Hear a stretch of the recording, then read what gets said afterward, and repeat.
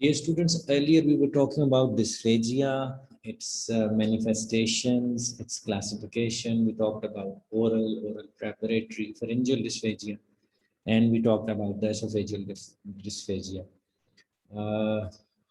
Likewise, we talked about the role of SLP in oral, pharyngeal, and oral preparatory phases. And we talked about the role of gastroenterologist as far as esophageal dysphagia is concerned.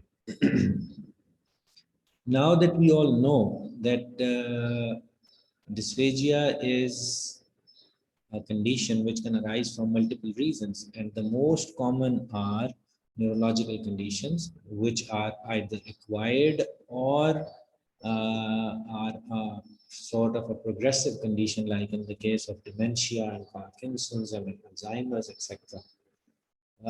One of the most leading causes among such incidents is head injuries, etc., traumatic brain injuries. They also may lead to such condition. Cancer is again yet a factor which can have a link to these swallowing challenges.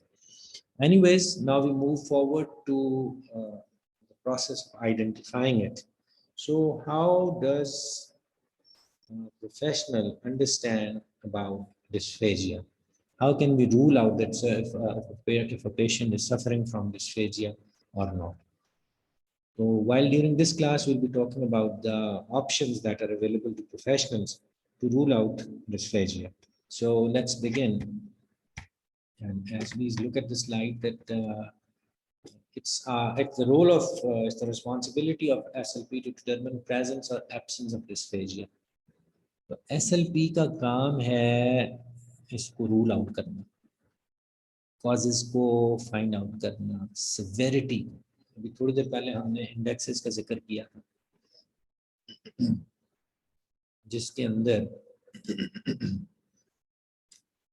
अंदर we talked about some scales जो कि ये determine करते थे कि किसी की severity index क्या है. 0 to 4 का भी जिक्र किया और 0 to 8 स्केल्स का भी जिक्र किया.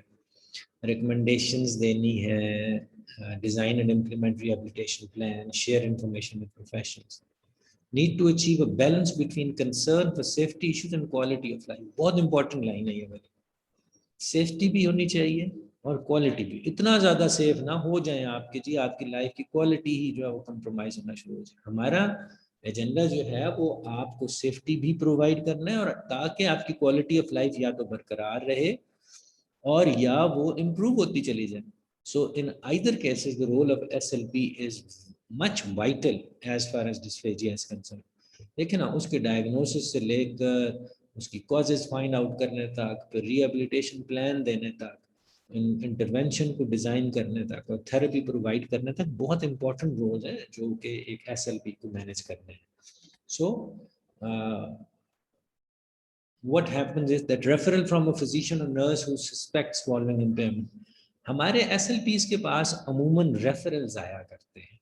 रेफरल से मुराद कोई आपके जो हेल्थ प्रोफेशन के लोग हैं वो आपको एक पेशेंट जो है वो रिकमेंड करते हैं, अगर वो उसके साथ या उसकी कंप्लेंट्स के अंदर ऐसी कंप्लेंट्स आ रही हो जिनके अंदर स्वॉल्विंग के इश्यूज हैं. अमूमन एक चीज़ तो बड़ी ऑब्वियस है कि जहाँ पर एल्डर पॉपुलेशन होगी वहाँ पे स्वॉल्विंग के इश्यूज होते हैं, और बाज़ औक़ात बहुत ऑब्वियस होते हैं, बाज़ औक़ात ऑब्वियस नहीं होते. बाज़ औक़ात सिर्फ एक इंसान जो है वो खाना खाते खाते खांसना शुरू कर देता है, चोकिंग उसकी होना शुरू हो जाती है, या फिर उसकी भूख खत्म होना शुरू हो जाती है, या वो खाने को एंजॉय करना छोड़ देता है. ये कुछ छोटे छोटे इंडिकेटर्स हैं. और बिल्कुल इसी तरीके से बाज़ औक़ात लोग ऑब्वियसली कंप्लेंट करना शुरू कर देते हैं कि मुझसे निगला नहीं जा रहा, मुझसे चबाया नहीं जा रहा, मैं स्वॉलो नहीं कर पा रहा. वो हरने वाले के साथ एक घूंट पानी का भी लेना शुरू कर देते हैं ताकि उसको स्वॉलो कर सकें. अब यहाँ पर सिचुएशन आपको ये बता रही है कि एट टाइम्स रेफरल्स हमें हुआ करते हैं, लेकिन ये भी हो सकता है कि you accidentally come across someone with such conditions. ऐसा हो सकता है इस लिहाजा. और ये जरूरी नहीं, मैंने आपसे पहले भी बताया, खाली एल्डरली का काम तो नहीं था. खाली न्यूरोलॉजिकल कंडीशन तो इसमें इन्वॉल्व नहीं है, इसमें टीबी या ट्रॉमेटिक ब्रेन इंजरी कितनी इंपॉर्टेंट है। अब हेड इंजरी तो किसी को भी हो सकती है, किसी एज के अंदर भी हो सकती है, लिहाजा इन दैट केस अमूमन हमें रेफरल्स जो हैं वो रिसीव होते हैं फ्रॉम अदर हेल्थ प्रोफेशनल्स जो कि असिस्टेंस सीख कर रहे होते हैं हमसे। Interdisciplinary approach to screening at hospitals, rehabilitation center and clinics. तो अब आप देख लें कितना वाइटल है, जब आप हॉस्पिटल में पहुंच जाते हैं तो हॉस्पिटल में जहाँ पर गए तो आप किसी और काम के लिए थे, लेकिन वहाँ पर जो प्रोफेशनल्स अवेलेबल होते हैं वो आके रूल आउट करते हैं कि कहीं आपको ये प्रॉब्लम्स तो नहीं है। लिहाजा वहाँ पर आपका काउंसलर भी आ जाएगा, साइकोलॉजिस्ट भी आ जाएगा, स्पीच थेरेपिस्ट भी आ जाएगा, हो सकता है कोई वोकेशनल थेरेपिस्ट आ जाए, depending upon what conditions what factors you are suffering from. So बाज़ औक़ात जो है वो हमें रेफरेंस जो है वो इस तरीके से मिल जाते हैं, and our role is to identify the cause and provide good treatment option for the person. Healthcare staff members should be trained to recognize possible signs of dysphagia and then make reference to SLP. अब इस statement से आपको बड़ा clear हो जाना चाहिए कि even बाज़ औक़ात डॉक्टर्स जो हैं और बाज़ औक़ात जो हैं हेल्थ केयर स्टाफ जो है वो इनके बारे में अवेयर नहीं होता। नर्सिंग के पास ये स्वॉल्विंग की कंप्लेंट्स बहुत आया करती हैं, बिकॉज जब एक इंसान हॉस्पिटलाइज्ड है तो the nurse is the attendant there. अब वो नर्स को वो कंप्लेंट मिल जाती है। सो अगर नर्स जो है वो खुद भी मॉनिटर करे, किसी को खाते पिलाते वक्त की प्रॉब्लम हो रही है, चोकिंग हो रही है, इजीली खा पी नहीं रहा, कफ कर रहा है, so definitely she should call upon an SLP जो कि आके उसके साथ इंटरवीन करे और फर्दर असेसमेंट जो है वो उसकी करे। अब इसमें क्लिनिकल एवेल्युएशन एग्जाम के अंदर बहुत सारी चीज़ें, अब जिस चीज़ का हम जिक्र करने जा रहे हैं वो है, इसको बेड साइड एवेल्युएशन भी कहा जाता है। बेड साइड एवेल्युएशन यानी कि आपने उस पेशेंट को कहीं मूव नहीं करना, बल्कि वो जिस बेड पे था आपने उसी पे उसको एवेल्युएट करना ताकि रूल आउट किया जा सके कि स्वॉल्विंग है कि नहीं, स्वॉल्विंग इश्यूज हैं कि नहीं। For example review medical history. अब मेडिकल हिस्ट्री जब भी आप देखेंगे उसमें 4-5 लफ्ज़ बहुत इंपॉर्टेंट है। देखें जी उसमें कोई न्यूरोलॉजिकल कंडीशंस का जिक्र है, कोई अदर हेल्थ कंडीशन का जिक्र है, कोई आउटग्रोथ, कोई कैंसर्स एक्सेट्रा, उसके वेट लॉस की टेंडेंसीज देख लें, उसकी जो ईटिंग बिहेवियर्स के बारे में कोई रिपोर्ट होगी उसको देख लीजिए, पेरेंट्स से मिलें, केयर गिवर से मिलें, आपको आइडिया हो जाएगा। Then talk to the patient, patient से खुद भी बात करें, अपने ऐसे ऐसे क्वेश्चन उसको करें जिससे आप प्रोब इन कर सकें कि उसको कौन कौन सी प्रॉब्लम है। फॉर एग्जांपल, क्या आपको पानी पीने में ज़्यादा प्रॉब्लम है या खाने में ज़्यादा प्रॉब्लम है, क्या आप तली हुई चीज़ें आराम से खा लेते हैं या ड्राई आइटम्स ज़्यादा एंजॉय करते हैं, वगैरह वगैरह वगैरह। जब रोटी खाने में कितनी मुश्किल होती है, दही आप आराम से खा लेते हैं या चाट आप आराम से खा लेते हैं, चने आप चबा सकते हैं या नीचे। So give him option so that you can rule out कि एक पेशेंट जो है जब वो अपनी हिस्ट्री देगा आपको तो आपको बहुत सारी चीज़ें क्लियर हो जाएंगी कि आपको पता चलेगा कि कहाँ कहाँ पर इशू हो सकता है। उसके बाद आप ओरल मैकेनिज्म को एग्जामिन करें, look at the oral cavity, ask him to open his mouth. मैंने आपको पहले भी ओरल एग्जामिनेशन के बारे में काफ़ी कुछ बताया। बाहर अब आपने क्या कुछ देखना है ओरल एग्जामिनेशन के अंदर, उसकी एनाटमी देखनी है, उसकी फिजियोलॉजी देखनी है, कोई आउटग्रोथ देखनी है, कोई डेविएशंस देखनी है, उसकी टीथ की अलाइनमेंट देखनी है, उसकी टंग की जो स्ट्रेंथ है वो देखनी है, टंग की जो नॉर्मल फिजियोलॉजिकल मूवमेंट्स हैं उनको देखना है, colour of the oral cavity देखनी है, को आउट ग्रोथ देखनी है, जिससे आपको पता चल जाएगा कि is there any issue within the oral cavity जो कि ये सारी चीजें लीड कर रही है, जो कि सॉल्विंग चैलेंजेस उसके लिए प्रेजेंट कर रही है। तो ज़रूरी नहीं था कि खाली वही जो आप न्यूरोलॉजिकली सोच रहे थे तो न्यूरोलॉजिकली पे ही चलते जाएंगे। बाज़ औक़ात वो आउटग्रोथ्स भी जो है वो इमर्ज हो सकती हैं फ्रॉम टाइम टू टाइम। बाज़ औक़ात ज़बान जो है उसकी स्ट्रेंथ जो है वो कंप्रोमाइज़ हो सकती है। So you need to understand कि ये ओरल एग्जामिनेशन इसके लिए बहुत इंपॉर्टेंट है। तो न सिर्फ आपने एनाटॉमिकली उसको चेक करना है बल्कि फिजियोलॉजिकली भी उसको ज़रूर असर्टेन करें, जैसे कि हम ओरल जैसे लिप एक्सरसाइजेस कराते थे, जैसे टंग एक्सरसाइजेस कराते थे, जैसे डाइडोको काइनेसिस स्किल्स, प टका प टका प टका उससे रिपीट करवाएं, आपको पता चल जाएगा उसकी ज़ुबान की मूवमेंट्स के बारे में। आप उसको स्वॉलो करवाएं, एम्प्टी स्वॉलो करवाइए और देखेंगे उसका कितना वो स्ट्रगल करता है एम्प्टी स्वॉलो के ऊपर। देन ऑफ कोर्स हिस्ट्री तो आपने ले ही ली और पेरेंट्स को तो आपने पूछ ही लिया। देन ट्रायल फीडिंग ऑब्जर्वेशन, उसके बाद ये सारा कुछ जब कर लेते हैं अब आपने उसको ट्राई करना है। क्या ट्राई करना है, अब उसको कुछ खिला के चेक करना है। तो पहले वाले तीनों प्रोसेस पहले जरूरी है, उसके बाद आप इस ट्रायल फीडिंग पे जाते हैं। अब ट्रायल फीडिंग के अंदर क्या होता है कि आप उसको फीड करवाते हैं ट्रायल के तौर पर, कुछ लिक्विड्स को भी कराते हैं और सॉलिड्स, जो सॉलिड या सेमी सॉलिड स्ट्रक्चर्स हैं उनको भी। अब जब वो लिक्विड को देखते हैं, लिक्विड दें उसको, एक खास क्वांटिटी दी जाती है, 5 ml 10 ml उसको देंगे और उससे कहेंगे एक ही घूंट में इसको पी लो। अब जब वो पीता है तो उसके नतीजे में क्या होता है, क्या उसको खांसी आती है या वो बार बार उसको स्वॉलो करता है, उसका बोलर पानी का कंट्रोल कैसा था, आपने ये देखना है।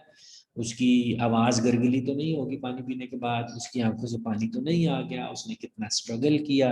क्योंकि ये एक फिजिकल ऑब्जर्वेशन थी, लिहाजा you have to be very cautious जब आपको 5 ml या 10 ml की क्वांटिटी कोई चीज़ देते हैं।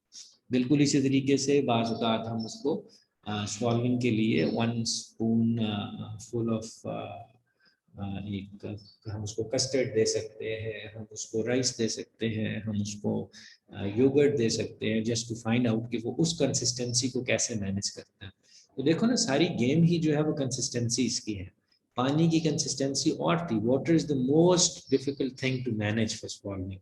बिल्कुल इसी तरीके से कस्टर्ड की कंसिस्टेंसी और है, चावल की कंसिस्टेंसी और है, खीर कुछ और चीज़ है। लिहाजा ये मुख्तलिफ कंसिस्टेंसी, दलिया बहुत कॉमन आप देखते हैं कि जो पेशेंट्स को दलिया दिया जाता है, वो क्यों दिया जा रहा है, बाकी फैक्टर्स तो अपनी जगह रखो ना, कि न्यूट्रिशनल वैल्यू उसको अपनी जगह रखो। दलिया इसलिए भी दिया जाता है बिकॉज इसकी कंसिस्टेंसी, किसी को दूध वाला दलिया दे दिया, किसी को थोड़ा सा सॉफ्ट सा दलिया दे दिया, तो ये कंसिस्टेंसीज है जिनको एक पेशेंट जो बहुत अच्छे तरीके से मैनेज कर सकता है, बिकॉज उसके पास एनर्जी नहीं होती कि वो इतनी बोटियां चबाना शुरू कर दे और बोटियों को खाना शुरू कर दे। उसके बाद आप उनको रिकमेंडेशन देंगे, फीडिंग रिकमेंडेशन, इस बारे में we'll have a separate class, और हम रेफर कर सकते हैं। अगर यहाँ तक हम कन्विंस्ड हो गए और हमें समझ आ गई तो अच्छी बात है, लेकिन आप बिल्कुल हेजिटेट ना कीजिए कि उसको इंस्ट्रूमेंटल असेसमेंट की तरफ रेफर कीजिए। इंस्ट्रूमेंटल का मतलब क्या हुआ कि अब हम उसकी इंस्ट्रूमेंटल एवेल्युएशन करेंगे। जैसे कि आपको याद होगा, मैंने जिक्र किया था आपसे फीस, फाइब्रो एंडोस्कोपिक एवेल्युएशन, और बिल्कुल इसी तरीके से जो आपकी बाकी स्वॉल्विंग के एग्जामिनेशन, रेडियोलॉजिकल स्टडीज हैं, उनकी तरफ आप उसको रेफर करते हैं ताकि आप रूल आउट कर सके कि क्या सिचुएशन जो है वो रिपोर्ट होती है in the form of instrumental findings. जैसे ये जितनी भी इंस्ट्रूमेंटल फाइंडिंग्स होती हैं, आप याद रखिएगा कि ये ऑब्जेक्टिव है। ऑब्जेक्टिव मींस कि these are machine based kind of findings. ये क्वांटिफाइबल मेजर्स हैं, हम इनको क्वांटिफाई कर सकते हैं न्यूमेरिकली। जैसे मैंने कुछ देर पहले आपसे जिक्र किया था कि कितना बोलस ने पेनिट्रेट किया और कितना बोलस जो था वो सेफ स्वॉलो में चला गया। अब इसको क्वांटिफाई करने के, न्यूमेरिकली क्वांटिफाई करने की जरूरत, तो ये इंस्ट्रूमेंट्स हमें ये मदद कर सकते हैं। बिल्कुल इसी तरीके से जो दूसरी चीज़ है वो ये है कि जैसे एक टेस्ट है एंडोस्कोपिक, फाइबर एंडोस्कोपिक, और दूसरा अल्ट्रासोनोग्राफी और वीडियो फ्लोरोस्कोपी। ये तीनों किस्म की एग्जामिनेशन है जिसकी मदद से हम विजुअलाइज कर सकते हैं कि how is the food behaving when it is being swallowed. जब फूड आपके ओरल कैविटी में था तो वो कैसा बिहेव कर रहा था।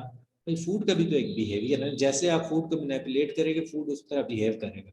मिसाल के तौर पर आपने फूड को च्यू किया और ग्राइंड किया तो फूड जो है वो बोलस की शक्ल इख्तियार कर लेगा। अगर आप च्यू नहीं कर पा रहे तो वो फ्लैट का फ्लैट ही रहेगा, वो बोलस नहीं बनेगा उसमें। तो फूड का भी एक बिहेवियर है। तो हम इन रेडियोलॉजिकल स्टडी से देख लेते हैं कि फूड की कंसिस्टेंसी कैसी बदल रही है। क्या उसने बोलस फॉर्म हासिल की, क्या उसने एक ही स्वॉलो में उसने सारा कुछ स्वॉलो कर लिया, या उसको बार बार स्वॉलो करना पड़ गया, क्या पूरी तरह स्वॉलो करने के बावजूद उसकी ओरल कैविटी और फेरिंजियल कैविटी में तो मटेरियल रह गया या नहीं रह गया, कितना फूड एस्पायर हुआ, हम क्वांटिफाई कर सकते हैं with the help of these examination. Fibro endoscopic एक किस्म का एग्जामिनेशन था, इसमें फाइबर्स हैं जो कि कैमरे के साथ अटैच हैं और वो लाइट सोर्स भी है, और वो नाक के जरिए एक ट्यूब इंसर्ट की जाती है। जब आप स्वॉलो करते हैं तो वो वीडियो बनती रहती है और हमें पता चल जाता है कि फूड कंटेंट बचे कि नहीं बचे। इसी तरीके से अल्ट्रासोनोग्राफी थी, uses sound waves to retract the picture of structure. Ultrasound के बारे में आप बहुत अच्छी तरह जानते हैं, इससे भी पता चल जाता है कि ओरल कैविटी के अंदर फूड का बिहेवियर कैसा है। और बहुत जो एक नई चीज़ है दैट इज़ वीडियो फ्लोरोस्कोपी। ये भी बेरियम स्वॉलो टेस्ट की तरह, लेकिन it's a gold standard test इसलिए कहते हैं बिकॉज इसके अंदर हम मेजरमेंट्स बहुत अच्छी कर सकते हैं, हम क्वांटिफाई बहुत अच्छी कर सकते हैं, हमारे विजुअल ग्राफिक्स बहुत अच्छे हैं और रियल टाइम इमेजेस भी हम हासिल करते हैं। As the patient is follow हम उसके साथ साथ उसी वक्त इमेजेस को देख सकते हैं, ना कि जैसे कि पहले एक्सरे की सूरत में देखा जाता है। तो इसमें हम लाइव इन तमाम चीज़ों को मैनेज कर सकते हैं और देख सकते हैं। सो अब सवाल पैदा होता है कि फिर स्पीच थेरेपिस्ट करेगा क्या, व्हाट विल ही डू। आपने अब क्वांटिफाई भी कर लिया, इंस्ट्रूमेंट्स भी देख लिए, सारा कुछ कर लिया, अब करना क्या है। तो करना सिर्फ ये है कि आपके पास बेटे दो किस्म की ऑप्शंस हैं, एसएलपी के पास दो किस्म की ऑप्शंस है रीमीडिएट करने की। और उसमें पहली चीज़ है कि आप कंपनसेट करें और दूसरा चीज़ है रिस्टोर करें।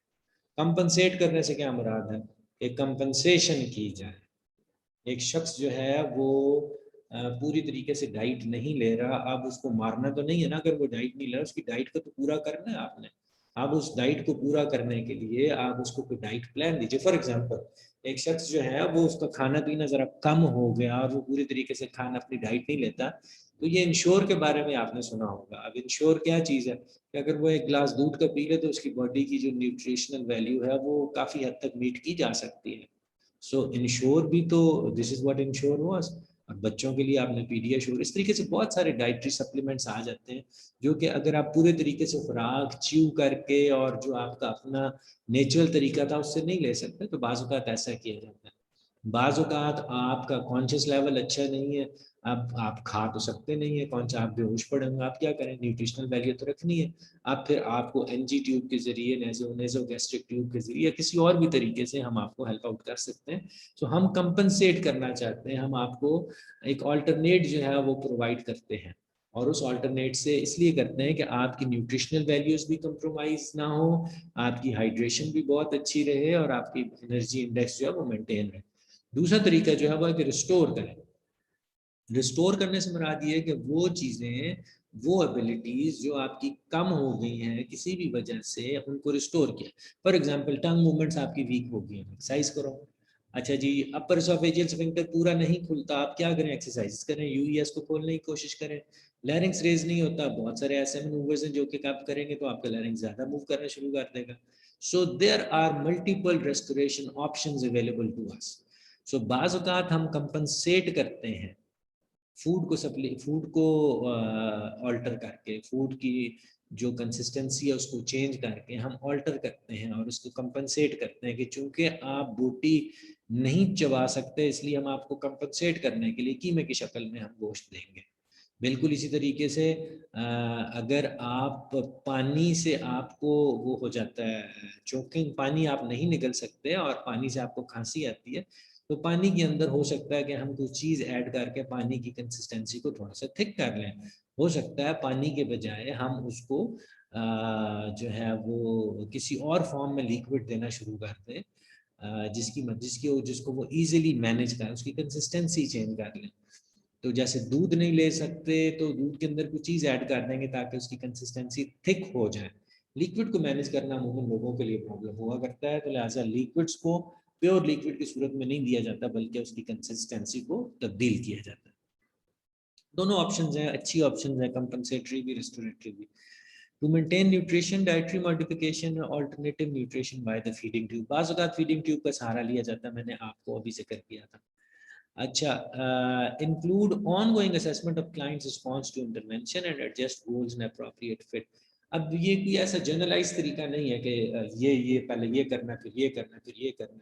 What ever option you find most suitable for the patient, जिस पे आपका पेशेंट भी राजी है। अफोर्डेबिलिटी का भी आपने ध्यान रखना है, उसकी एज का, उसकी पर्सनैलिटी का, इन तमाम चीज़ों को ध्यान में रखें और जो उसके लिए बेहतर फैसला है आप उसके लिए प्लान आउट कर सकते हैं। So with this little information, I would like to conclude today's session. और आपके if you have got any questions, so I'll be happy to answer. So please you can either type it or either you can ask now.